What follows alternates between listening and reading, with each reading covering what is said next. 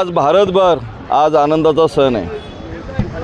आपले प्रभू रामचंद्राच्या मूर्तीचा आज प्राणप्रतिष्ठेचा सोहळा या भारताचे लाडके पंतप्रधान आदरणीय नरेंद्र मोदी साहेब यांच्या हस्ते झालेला आहे आणि या संपूर्ण भारतभर सर्व प्रभू रामचंद्राचा गजर चालू आहे। त्याचमुळे या डोंबिवली क्षेत्रात असलेल्या या बाजीपूर चौकात प्रभू रामचंद्राच्या मंदिरात डोंबिवली शिवसेना शहर शाखेच्या वतीने आज महाआरतीचं आयोजन करण्यात आलं होतं। आज जे मंदिराचं लोकार्पण सोहळा होत आहे झालेला आहे।